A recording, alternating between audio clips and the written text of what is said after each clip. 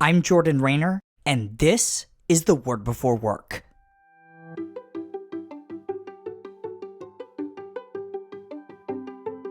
Today we're reading from Hebrews 10:24 through 25. Here's what it says. And let us consider how we may spur one another on toward love and good deeds, not giving up meeting together as some are in the habit of doing, but encouraging one another. And all the more as you see the day approaching. Again, that was Hebrews chapter 10, verses 24 through 25. Last week, we saw the first of 5 biblical principles for working in exile. Namely, that a Christian's default position should be to rush into dark workplaces and not retreat from them.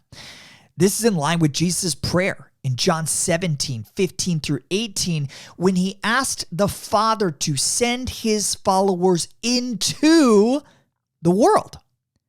But in the same breath, Jesus also asked the Father to, quote, protect them from the evil one, end quote. You see, while Jesus never intended for his followers to isolate themselves from the world, he has called us to insulate ourselves before we go into our dark workplaces and communities. How do we insulate?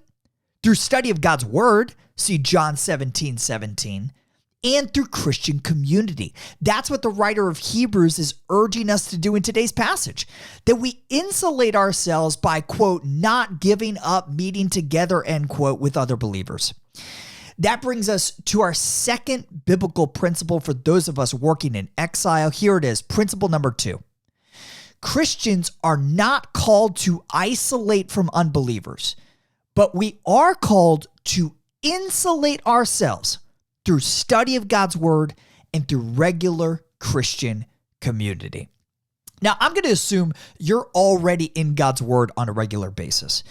But if you're like many modern Christians, this community piece doesn't come as easily. I'd argue that every single Christian professional needs at least 2 types of Christian communities. First, a local church. Now, there's been a lot of debate about the importance of the local church in recent years, especially post-COVID.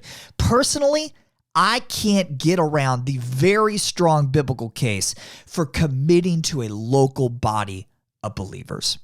Second, we all need a community of believers who understands our specific work and can help us answer highly situational questions. Let me give you a few examples.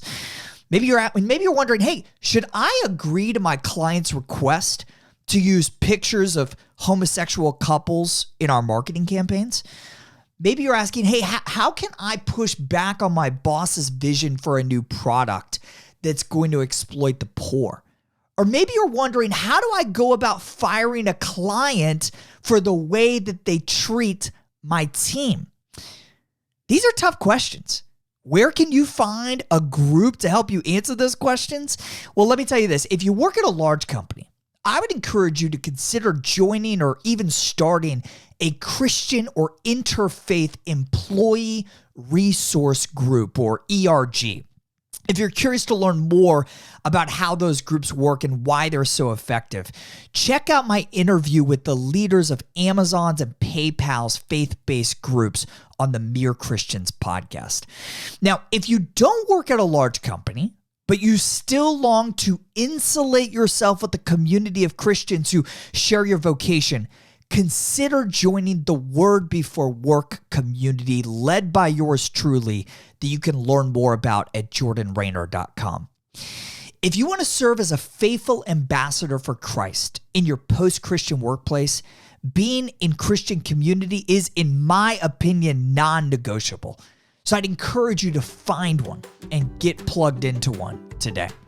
Today's devotional only scratches the surface of how God's word connects to our work.